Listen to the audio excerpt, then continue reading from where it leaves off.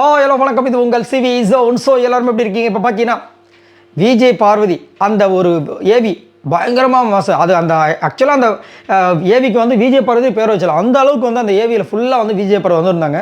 அதுக்கப்புறமும் சில பேர் வந்தாங்க, அரோரெல்லாம் சுத்தமாக வரல. இந்த ஏவி முடிஞ்சது அந்த டைம்லேயே பார்த்தீங்கன்னா கானாவனத்தை வந்து தூண் துப்பியிருக்கார் போல இருக்குது. எதுக்காக பண்ணார்னு தெரியல. அவர் அந்த திவாகர் ரொம்ப கண்டிப்பாக ஏதாவது பண்ணியிருப்பார். அந்த நேரத்தில் இவரும் பண்ணிட்டார். முடிஞ்சு போச்சா ரெண்டுமே. நம்ம ஆள் வரார். அப்பயே வந்து இப்படி நிறுத்தினார். யார்? நம்ம பிரஜன். உடனே அது முடிஞ்சதுக்கப்புறமா ஸ்ட்ரெயிட்டாக வந்துட்டு ரெண்டு பேருக்கும் காமனாக சொல்லணும். பிரஜன் என்ன பண்ணுறாருன்னா, அங்கே வந்து வினோத்துக்கு வந்துட்டு வெளியில் இருக்கிற மக்கள் சப்போர்ட் இருக்குன்னு அவருக்கு தெரியும்.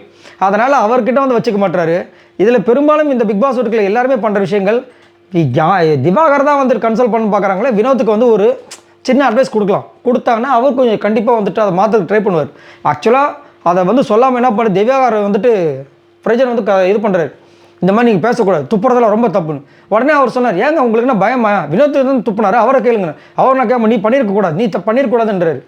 அதுக்கப்புறம் வந்து அது ஒரு பெரிய சண்டையாவது கானாவனத்தை வந்து கானாவனத்தை தான் தடுக்கிறாரு. விடுங்கன்னு சொல்கிறாங்க. அதுக்கப்புறம் எல்லோரும் வந்துட்டாங்க. அதுக்கப்புறமா சாண்ட்ரா உள்ள வராங்க. அதுக்கப்புறம் சாண்ட்ரா தனியாக வந்து கானாவனத்தை கூப்பிட்டு கேட்குறாங்க. கானாவனத்தை ஆமான் இருக்காரு போல இருக்குது.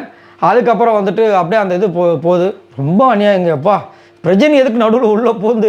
இது மேலே இப்போ மட்டும் இல்லை, இதுக்கு முன்னாடி வந்துட்டு ஒரு பெரிய சண்டை பண்ணுவாங்க. ஒரு சின்ன சண்டை தான் அது வந்திருந்தது. அதில் சாண்ட்ரா பேசிட்டு இருக்கும்போது பிரவீனை ஏற்றி விட்றாரு. பிரஜன் என்ன பண்ணுறாரு, ஆமாம் அமித் மேலே வந்து தப்பு கிடையாது, இவர் மேலே தான் தப்புன்னு சொல்லிட்டு, அப்போ சாண்ட்ராவே வந்துட்டு 2 வாட்டி சொல்லிட்டு போதும், அதை நிறுத்திக்கோ அப்படின்ற மாதிரி நிறுத்தினாங்க பிரஜனை. ஸோ பிரஜன் வந்துட்டு ஆக்சுவலாக பார்த்தீங்கன்னா பிரஜன் இந்த பிக் பாஸ் வீட்டுக்கு வரதுக்கு முன்னாடி பிரஜன் வர போகிறாரு தெரிஞ்சவொடனே ரொம்ப ஹாப்பியானது நான் தான். ஏன்னா எனக்கு ரொம்ப சின்ன, அதாவது நம்மளுடைய ஸ்கூல் டேஸ்லலாம் அவங்களாம் வந்து நம்மளுக்கு ஹீரோ மாதிரி இல்லை இவங்க. அதுக்கப்புறம் ஆனந்த கண்ணன் அவங்களாம். அதனால் நான் ரொம்ப ஆசையாக இருந்தேன். பட் ஆனால் பிக் பாஸ் கேமில் வந்துட்டு அவர் பண்ணுற விஷயங்கள் ஏற்ற இறக்கமாகவே போயிடுச்சு. அதுவும் அவர் ஃபஸ்ட்டு எவிக்ட் ஆகும்போதெல்லாம் பார்த்தீங்கன்னா ரொம்ப ஃபீல் பண்ணேன். ஏன்னா அப்போ தான் அவர் வந்து தனிமையாக ஒரு கேம் ஆரம்பித்தார். ரொம்ப அழகாக இருந்துச்சு. இன்றைக்கி வந்து இந்த மாதிரி வந்துட்டு சொல்லுறது தப்பே கிடையாது. ரொம்ப அழகான ஒரு அட்வைஸ் தான் சொன்னார். அந்த துப்புறது ரொம்ப தப்பு, ஆமாம். ஆனால் அதை ஏன் அவர் பண்ணார்? அங்கே வந்து வினோத் பண்ணியிருக்காரு. அப்போ என்ன பண்ணியிருக்குன்னு நான் 2 பேருக்குன்னு சொல்லிடுறேன். இங்கே வந்து நம்ம செலிப்ரேஷனுக்காக வந்திருக்கோம், இதை தயவு செஞ்சு பண்ணாதீங்க, அது நல்லா இல்லை பார்க்குறதுக்கு. அவ்வளோதான், முடிஞ்சு போச்சு. ஆனால் என்ன பண்ணுறாரு, ஸ்ட்ரெயிட்டாக திவாகரை போச்சு நோண்டுறாரு.